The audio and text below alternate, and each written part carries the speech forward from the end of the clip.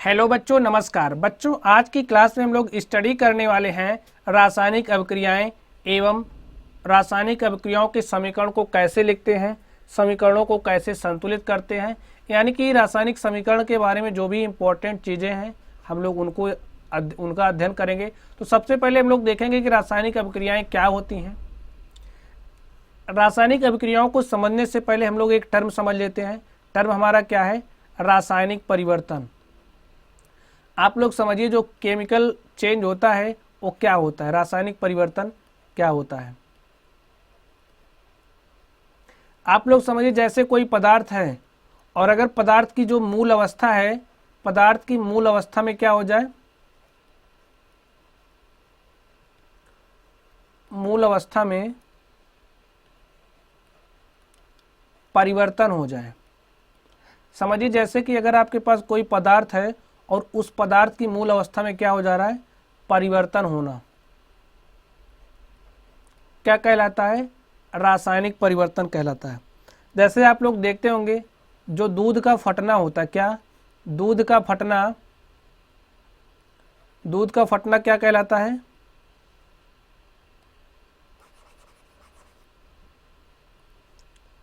दूध का फटना क्या है? एक रासायनिक परिवर्तन है। अगर हम बात करें कागज के जलने की, तो कागज का जलना क्या है?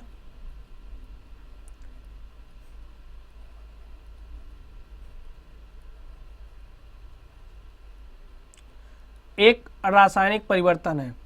अब आप लोग थोड़ा सा इन चीज़ों पर विचार करिएगा। देखिए इसको, गर्मियों में कमरे के ताप पर दूध को खुला छोड़ दिया जाता है तो क्या होता है? आप लोग सोचना, इसके बाद बताना। जब लोहे या तवा का तसला हो, कील को आर्द्र वायुमंडल में छोड़ दिया जाता है, अंगूर का किण्वन हो जाता है, भोजन को पकाया जाता है, हमारा शरीर भोजन को पचा लेता है और हम सांस लेते हैं। ये सब जो सारी क्रियाएं हैं, अगर कमरे के ताप पर, गर्मियों में कमरे के ताप पर दूध को खुला छोड़ दिया जाता है तो दूध क्या हो जाता है? फट जाता है। और हमने सीखा, जो दूध का फटना होता है वो क्या होता है? एक रासायनिक परिवर्तन होता है। यहाँ पर समझिए, लोहे का तवा तसला कील को आर्द्र वायुमंडल में खुला छोड़ दिया जाता है तो उस पर जंग लग जाती है। क्या होता है? जंग लगना। और लोहे के सामानों पर जंग लगना एक रासायनिक अभिक्रिया एक रासायनिक परिवर्तन होता है। अंगूर का किण्वन होना, भोजन का पकाया जाना, हमारा शरीर भोजन को पका लेता है, पचा लेता है और हम सांस लेते हैं। ये सब जो परिवर्तन हैं, कैसे हैं? रासायनिक परिवर्तन हैं। अब आप लोग समझिए, इन सभी परिस्थितियों में हम लोग क्या देखते हैं? इन सभी परिस्थितियों में हम लोग देखते हैं कि वस्तु की प्रकृति, यानी कि ये जो वस्तुएं होती हैं इनकी प्रकृति तथा पहचान में, इनकी प्रकृति जो होती है, इनकी प्रकृति तथा पहचान कुछ ना कुछ बदल जाती है। क्या होती है? प्रकृति तथा पहचान कुछ ना कुछ बदल जाती है।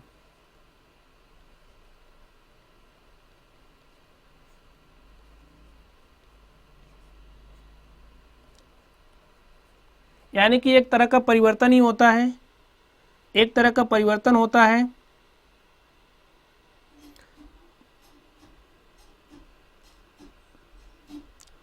और एक किस तरह का परिवर्तन होता है? रासायनिक परिवर्तन होता है।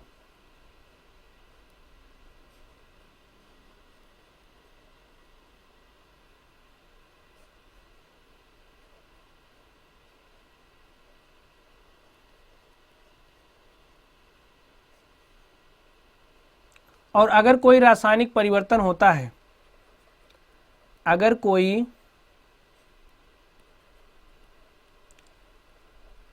रासायनिक परिवर्तन होता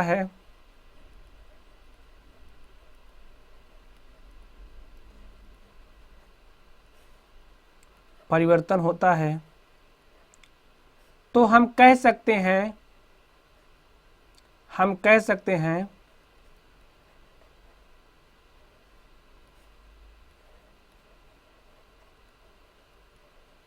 कि एक रासायनिक अभिक्रिया हुई है।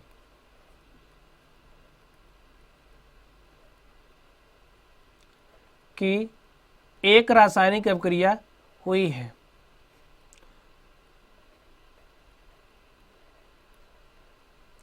एक रासायनिक अभिक्रिया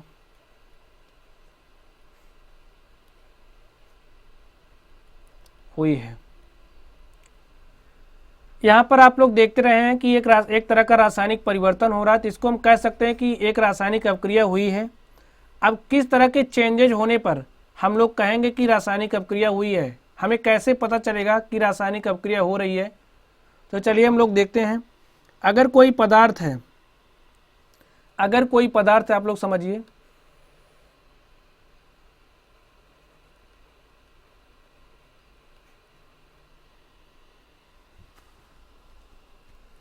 अगर कोई पदार्थ है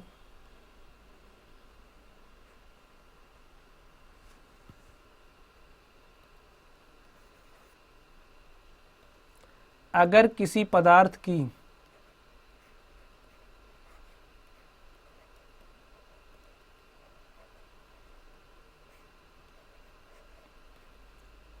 अवस्था में परिवर्तन हुआ हो, यानी कि उसकी अवस्था चेंज हो गई हो। अवस्था चेंज होने का मतलब जैसे कि पदार्थ की अवस्था लिक्विड स्टेट में रही हो, यानी कि पदार्थ की अवस्था अगर लिक्विड स्टेट में रही हो और वो लिक्विड स्टेट से चेंज होकर के गैसियस स्टेट में चली गई हो। गैसियस स्टेट का मतलब जैसे अगर कोई पदार्थ द्रव अवस्था में है और वो द्रव अवस्था से चेंज होकर के किस अवस्था में चला गया, गैस अवस्था में चला गया है। या फिर अगर कोई पदार्थ है गैस अवस्था से चेंज होकर के वो किस अवस्था में चला गया हो, द्रव अवस्था में चला गया हो। या फिर अगर ठोस से गैस में चला गया हो। तो इस तरीके का जो परिवर्तन होता है, एक ऐसा परिवर्तन होता है, एक रासायनिक परिवर्तन होता है। और हम लोग अगर कोई रासायनिक परिवर्तन होता है तो हम लोग कह सकते हैं कि एक रासायनिक अभिक्रिया हुई है। तो अगर किसी पदार्थ की अवस्था में परिवर्तन हो रहा है, पदार्थ की अवस्था में परिवर्तन हो रहा है, अगर पदार्थ की रंग में परिवर्तन हो रहा है, यानी कि पदार्थ का रंग क्या हो जा रहा है, बदल जा रहा है। पहले रंग कुछ था और रिएक्शन होने के बाद, यानी कि अभिक्रिया होने के बाद रंग कुछ हो जा रहा है। तो अगर पदार्थ के रंग में चेंज आ रहा है, या फिर कोई गैस निकल रही है, किसी गैस का उत्सर्जन हो रहा है, गैस का निष्कासन हो रहा है, गैस बाहर अगर निकल रही है, गैस का उत्सर्जन हो रहा है, ये जो साइन है शो कर रहा है कि गैस का उत्सर्जन हो रहा है। इस एरो के साइन को आप लोग ध्यान में रखिएगा, इसका मतलब होता है कोई चीज बाहर निकल रही है।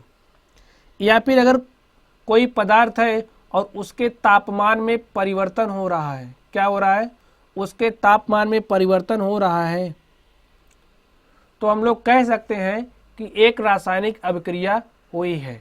अगर किसी पदार्थ की अवस्था में परिवर्तन हो रहा है, अवस्था में परिवर्तन होने का मतलब पदार्थ का स्टेट यानी कि गैस से द्रव में जा रहा है, या फिर ठोस से गैस में, या फिर गैस से ठोस में जा रहा है, तो इस तरह का जो चेंज होता है इसे अवस्था में परिवर्तन कहते हैं। रंग अगर बदल जा रहा है, अगर गैस का उत्सर्जन हो रहा है, गैस निकल रही है, या फिर तापमान में परिवर्तन हो रहा है, तो हम लोग कह सकते हैं कि एक रासायनिक अभिक्रिया हुई है। चलिए अब हम लोग देखते हैं। अब जैसे कोई रासायनिक अभिक्रिया जब होती है तो इसको हम लोग एक समीकरण के रूप में रिप्रेजेंट करते हैं, एक समीकरण के रूप में प्रदर्शित करते हैं। तो चलिए हम लोग देखते हैं कि रासायनिक समीकरण होता क्या है, रासायनिक समीकरण क्या होता है। चलिए हम लोग देखते हैं कि रासायनिक समीकरण क्या होता है। आप लोग इसको इस बात से समझिए हमारे पास कोई एलिमेंट है और इस एलिमेंट का जो रिएक्शन है, समझिए ए हमारे पास कोई एलिमेंट है और बी हमारे पास कोई एलिमेंट है, और इनका जब रिएक्शन होता है किसी भी चीज़ के प्रेजेंस में हो सकता है, एयर के प्रेजेंस में हो सकता है, टेम्परेचर के प्रेजेंस में हो सकता है, तो समझिए हमारा प्रोडक्ट क्या बन रहा है, ए बी।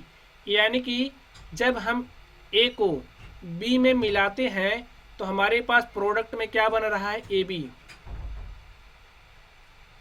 इसको आप लोग पहले समझिए, प्रोडक्ट में हमारे पास क्या बन रहा है, ए बी बन रहा है।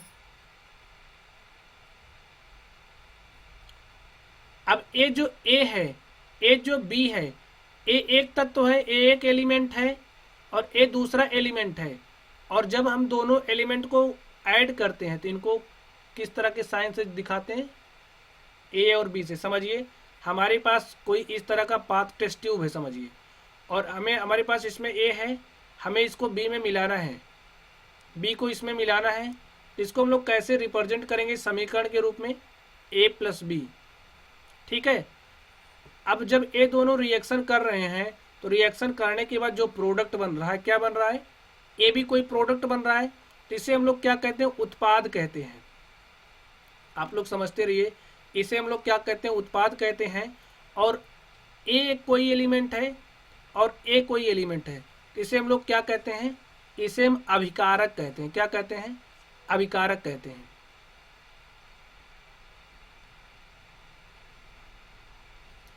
ए हमारा अभिकारक होता है और ये हमारा उत्पाद होता है। यानी कि जब हम लोग इसको ऐड करते हैं तो ऐड करने के बाद जो प्रोसेस होता है उसको इस एरो के माध्यम से शो करते हैं, और बाद में जो प्रोडक्ट बनता है वो क्या होता है, ए होता है। तो इस तरीके से हम लोग समीकरण को रिप्रेजेंट करते हैं। आप लोग समझिए, जैसे कि हमारे पास यहाँ पर मैग्नीशियम है, मैग्नीशियम कोई रिबन है, जब इसका ऑक्सीजन के प्रेजेंस में एक रिएक्शन करवाया जाता है, ऑक्सीजन के प्रेजेंस में रिएक्शन करवाया जाता है तो क्या बनता है, मैग्नीशियम ऑक्साइड बनता है। अब यहाँ पर हमने इसको इस तरीके से लिख दिया, लेकिन अगर हमें इसे थोड़ा सा शॉर्ट में लिखना चाहें, शॉर्ट में लिखना चाहें तो हम लोग इसको कैसे लिखेंगे, आप लोग समझिए। जैसे आप लोगों को पता होगा कि मैग्नीशियम का जो शॉर्ट फॉर्म होता है, मैग्नीशियम का जो शॉर्ट फॉर्म, मैग्नीशियम का जो सूत्र होता है वो क्या होता है, Mg होता है। और ऑक्सीजन का सूत्र क्या होता है, O2 होता है। और जब मैग्नीशियम का रिएक्शन ऑक्सीजन के प्रेजेंस में करवाया जाता है तो क्या बनता है, मैग्नीशियम ऑक्साइड बनता है। क्या बनता है, मैग्नीशियम ऑक्साइड।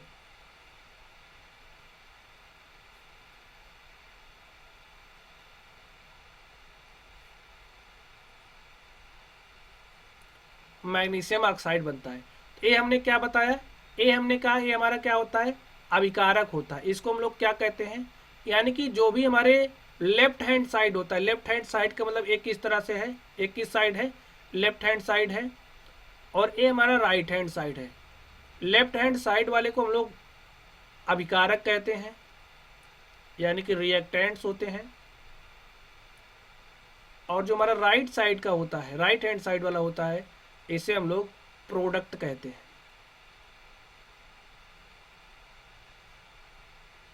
तो इस तरह से हम लोग रासायनिक समीकरणों को लिखते हैं। इसमें यही प्रोसीजर बताया गया है कि कैसे हम लोग राइट करते हैं, आप लोग इसको पढ़िएगा। और एक बात होती है, हमें ये देखना होता है कि, चलिए हम लोग इसको नेक्स्ट बात करते हैं।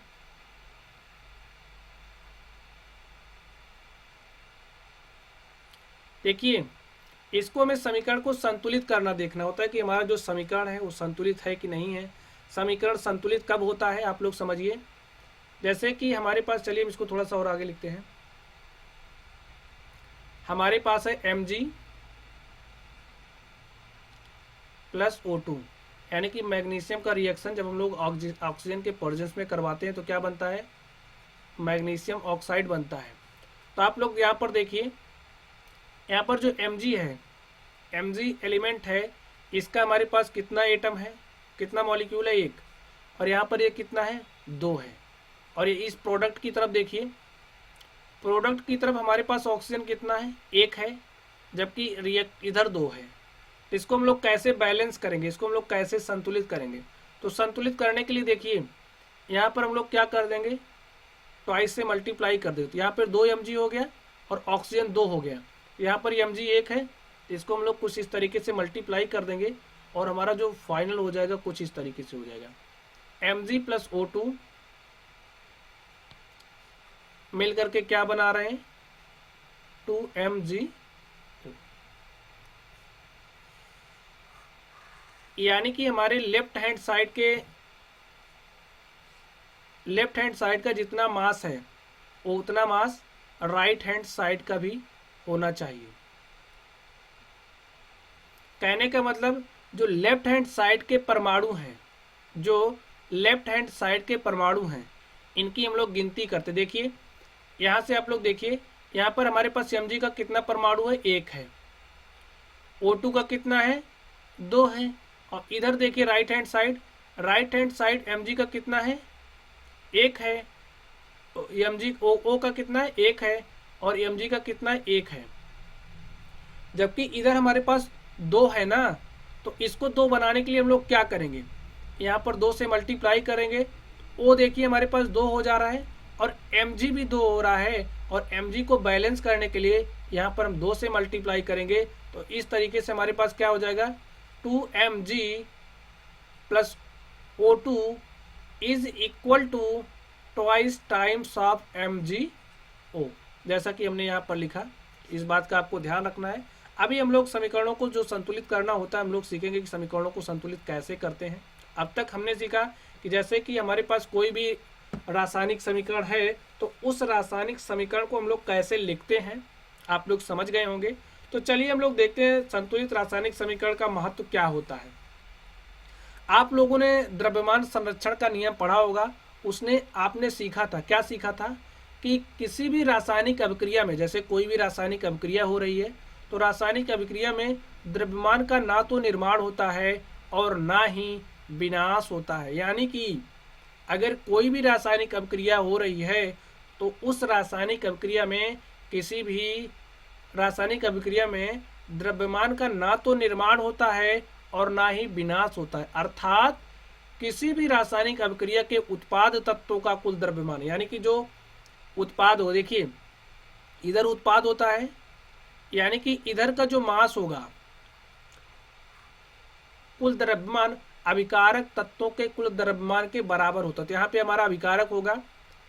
इसके कहने का मतलब है इसमें द्रव्यमान संरक्षण का नियम फॉलो होना चाहिए। यानी कि अगर यहाँ का मास m है, ये मान लो अगर यहाँ का हमने माना 5 ग्राम है या 5 कुछ भी है, तो इधर का क्या होना चाहिए, इधर का द्रव्यमान उतना ही होना चाहिए। ये आपके अंडरस्टैंडिंग के लिए है।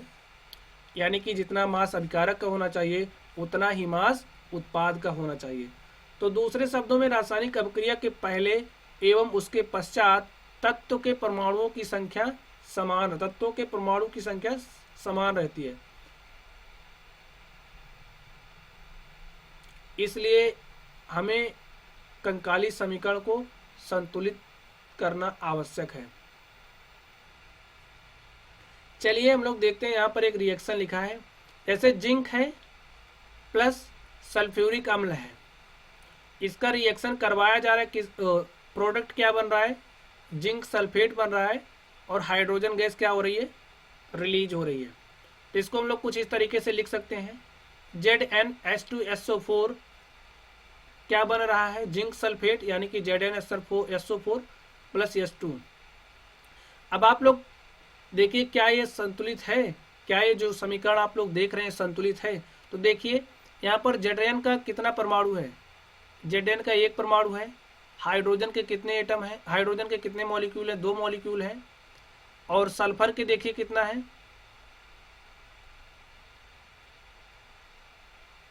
SO4 S कितना है, 1 है, और O4 कितना है, 4 है। और आप लोग इस तरफ देखिए, यानी कि जो प्रोडक्ट है प्रोडक्ट की तरफ देखिए, प्रोडक्ट की तरफ जिंक का कितना एलिमेंट, जिंक का कितना मॉलिक्यूल है, 1 है, सल्फर का 1 है, ऑक्सीजन का 4 है और हाइड्रोजन का 2 है। आप लोग देखिए क्या दोनों तरफ बराबर हैं। देखिए क्या जिंक लेफ्ट हैंड साइड कितना है, 1 है, तो राइट हैंड साइड भी 1 है। हाइड्रोजन देखिए लेफ्ट हैंड साइड 2 है और राइट हैंड साइड भी कितना है, 2 है। सल्फर का लेफ्ट हैंड साइड 1 है, राइट हैंड साइड भी 1 है। O4 लेफ्ट हैंड साइड 4 है तो राइट हैंड साइड भी कितना है, 4 है। इस तरीके से यहाँ पर ये जो समीकरण लिखा गया है कैसा है, एक संतुलित समीकरण है। कैसा है, एक संतुलित समीकरण है।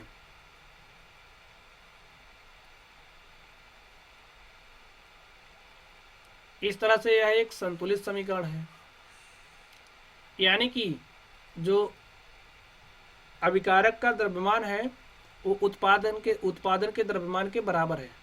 यानी कि इधर का मास अगर m है तो इधर का मास कितना है, m है।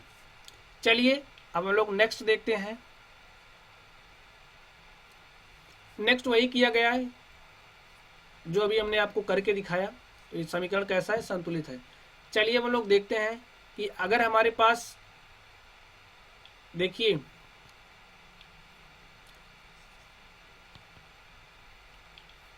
यहाँ पर अब हमें क्या करना है, अब हम निम्न समीकरण को संतुलित करने का प्रयास करते हैं। चलिए इसमें हम आप लोगों को बताएंगे कि कैसे किसी समीकरण को संतुलित किया जाता है। समीकरण को संतुलित करना,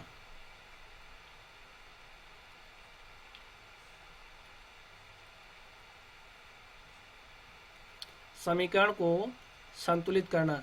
अगर आपको कोई भी रासायनिक समीकरण दिया गया है और आपको संतुलित करना है, आप लोग कैसे संतुलित करेंगे, चलिए हम लोग देखते हैं। चलिए हमारे पास एक क्या दिया है, FeH2O प्लस Fe3O, यानी कि प्रोडक्ट बना। चलिए हम लोग इसको संतुलित करते हैं।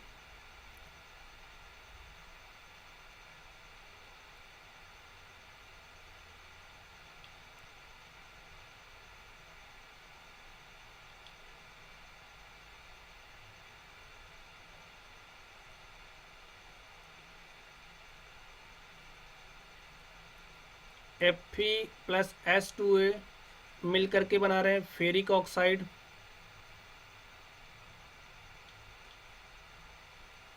Fe3O4 plus H2। ये हमारे पास समीकरण है और इसको हम लोग संतुलित करते हैं। चलिए हमारे पास ये समीकरण है, तो सबसे पहला हमारा काम क्या होगा, फर्स्ट स्टेप में हम लोग क्या करेंगे, आप लोग समझिए। हमारा जो फर्स्ट स्टेप होगा, फर्स्ट स्टेप में हम लोग चेक करेंगे कि यहाँ पर जो भी परमाणु दिया है, यानी कि जो लेफ्ट हैंड साइड है, क्या लेफ्ट हैंड साइड के जो भी मॉलिक्यूल है, जैसे यहाँ पे Fe की बात करें तो Fe का कितना है, 1 है। यहाँ पर कितना हो जा रहा है, Fe3 हो जा रहा है यहाँ पे Fe। आप लोग एक एक स्टेप को एकदम ध्यान से देखिएगा। अभी देखना आप लोग कैसे समीकरण को संतुलित करना सीखते हैं। तो यहाँ पर देखिए Fe कितना 1 है, यहाँ पर Fe कितना है, 3 है। H2 की बात करते हैं, यहाँ पे 2 हाइड्रोजन है, हाइड्रोजन के कितने मॉलिक्यूल है, 2 है। ऑक्सीजन के मॉलिक्यूल की बात करें, ऑक्सीजन का कितना मॉलिक्यूल है, 1 है। यहाँ पर देखिए ऑक्सीजन का कितना मॉलिक्यूल हो रहा है, 4 मॉलिक्यूल हो रहा है। हाइड्रोजन का कितना मॉलिक्यूल हो रहा है, 2 हो रहा है। हमने इसको लिख लिया। अभिकारक की तरफ यानी कि लेफ्ट हैंड साइड हमारे जितने मॉलिक्यूल हैं, सबसे पहले आप लोग उनको लिख लेना। और जो उत्पाद है, ये उत्पाद है, उत्पाद की तरफ जितने मॉलिक्यूल हैं इनको भी आप लोग लिख लेना। तो चलिए हम लोग फर्स्ट स्टेप में क्या करेंगे, समझने के लिए आप समझिए। जैसे कि इस तरीके से हमने लिखा, Fe plus H2O Fe3O4 plus H2। आप लोग इसकी बॉक्सिंग कर लीजिए, ठीक है, ऐसे बॉक्सिंग कर लीजिए अपनी समझदारी के लिए। हमें अंदर कुछ नहीं करना है, हम जो कुछ भी करेंगे इस बॉक्स के बाहर ही करेंगे। तो ऐसे आप लोग बॉक्सिंग कर लीजिए। ये हमारा पहले स्टेप का काम हो गया। और दूसरे स्टेप में हम लोग क्या करेंगे, सेकेंड स्टेप में क्या करेंगे, हमारे पास एक कंपाउंड है, ए यौगिक बना है, और इसमें देखिए कि किस एलिमेंट के पास, यानी कि कौन सा तत्व है जिसके पास 14 मॉलिक्यूल हैं। इसके पास है ऑक्सीजन के पास कितने हैं, 4 हैं। यहाँ पे ऑक्सीजन के पास 4 हैं। चलिए हम लोग नेक्स्ट स्टेप में क्या करते हैं, Fe को आप लोग राइट करिए, H2O को आप लोग राइट करिए और बॉक्सिंग करते जाइएगा, क्योंकि बॉक्स के अंदर में कुछ नहीं करना है।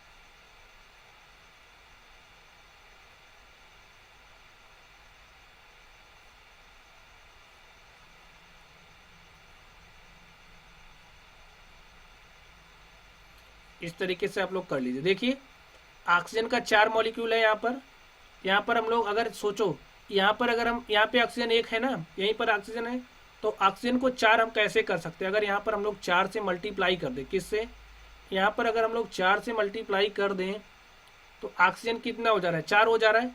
लेकिन देखिए हाइड्रोजन की संख्या कितनी हो जा रही है, 8 हो जा रही है। यहाँ पर हाइड्रोजन की संख्या कितनी हो जा रही है, 8 हो जा रही है।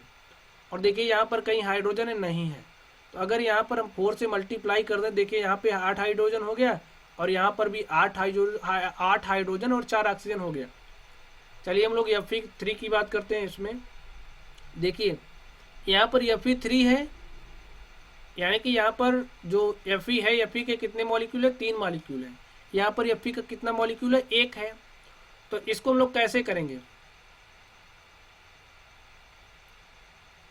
यहाँ पर 3 है तो इसको 3 करने के लिए यहाँ पर 3 से मल्टीप्लाई कर दीजिए, तो हमारे पास फाइनली हो क्या गया। आप लोग प्रोसेस ध्यान दीजिएगा कि हमें करना क्या है, बस समीकरण को संतुलित करना, कोई बहुत बड़ी बात नहीं है। आप लोग इसको एकदम आसानी से सीख जाएंगे। तो यहाँ पे 4H2O हो गया और इस तरीके से देखिए Fe3O4 प्लस क्या हो गया, 4H2। अब आप लोग इसको मिलाइए, देखिए क्या जो भी लेफ्ट हैंड साइड अभिकारक के जो एलिमेंट हैं, इनके जो मॉलिक्यूलों की संख्या है, क्या इनके बराबर है।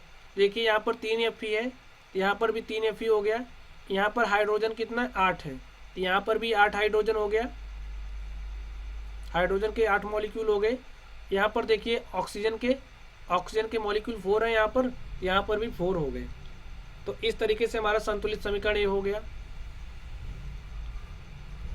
इस तरीके से हमारा समीकरण क्या हो गया, संतुलित हो गया। तो समीकरण को संतुलित करने के लिए आप लोग यहाँ पर अगर स्टेप वाइज करना चाहें तो ऐसे इसको करिएगा। चलिए हम लोग नेक्स्ट देखते हैं।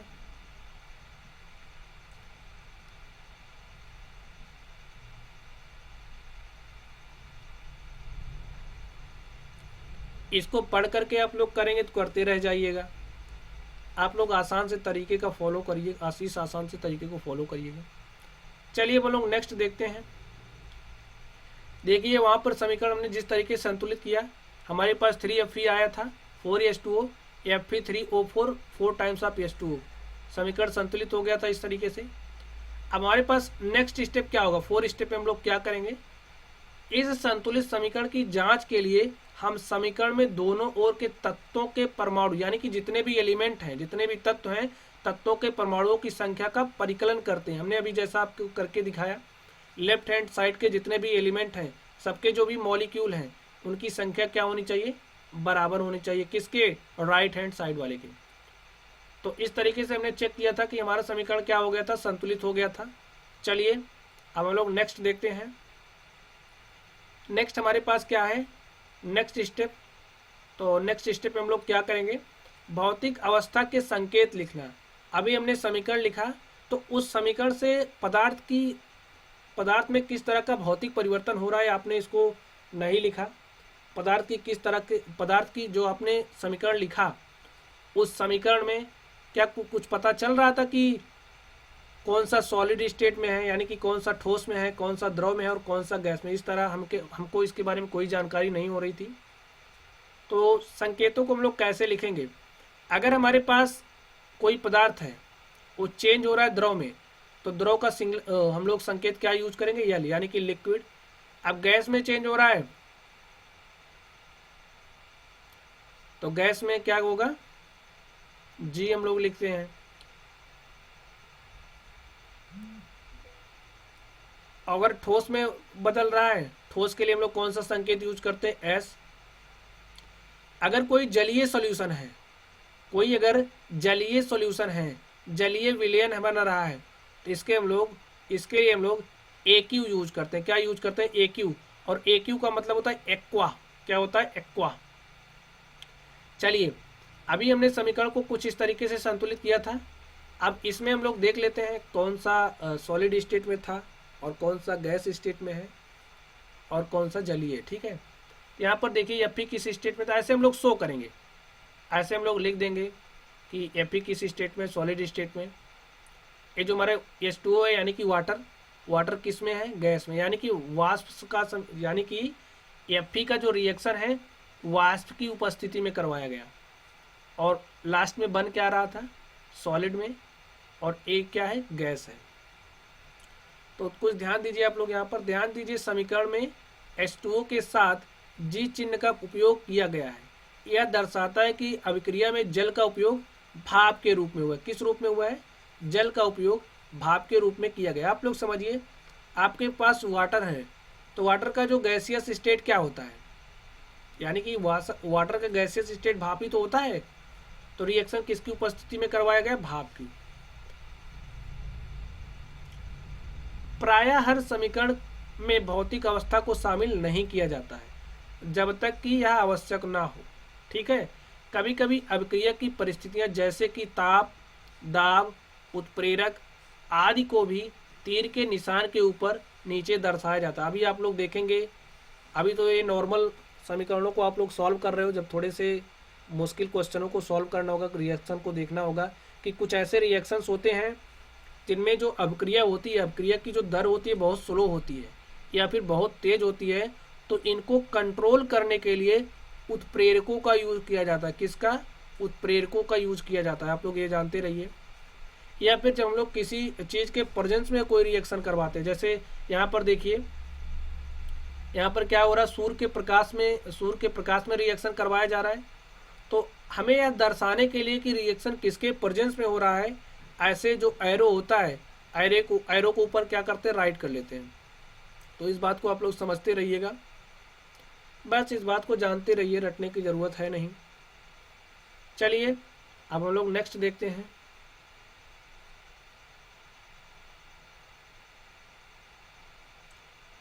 तो बच्चों, इस तरह से हमने आज की क्लास में सीखा रासायनिक अभिक्रियाएं क्या होती हैं और किस तरह के परिवर्तन होने पर, जैसे कोई पदार्थ है उसमें किस तरह के परिवर्तन होने पर हम लोग कह सकते हैं कि रासायनिक अभिक्रिया हुई है। रासायनिक समीकरणों को कैसे लिखा जाता है, हमने रासायनिक समीकरणों को लिखना सीखा। और अगर कोई रासायनिक समीकरण असंतुलित है तो उस रासायनिक समीकरण को हम लोग संतुलित कैसे करते हैं, हमने समीकरणों को लिखना सीखा, असंतुलित समीकरण को संतुलित करना सीखा। तो गाइज, इस तरह से आज की क्लास में हमने ये सारी चीज़ें डिस्कस करी। अब हम लोग नेक्स्ट क्लास में पढ़ेंगे अभिक्रियाओं के प्रकार, यानी कि कितने प्रकार की अभिक्रियाएं होती हैं। हम लोग नेक्स्ट क्लास में पढ़ेंगे टाइप्स ऑफ रिएक्शन, अभिक्रियाओं के प्रकार। चलिए गाइज, आज की क्लास को हम लोग यहीं पर समाप्त करते हैं। अगर वीडियो आप लोगों को पसंद आई हो तो वीडियो को लाइक करिएगा, चैनल को सब्सक्राइब करिएगा ताकि हमारी आगे आने वाली वीडियोस की नोटिफिकेशन आपको जल्द मिले, सबसे पहले मिले। और इसको अपने दोस्तों में ज़रूर शेयर करिएगा। चलिए गाइस, क्लास को यहीं पर समाप्त करते हैं। Thank you.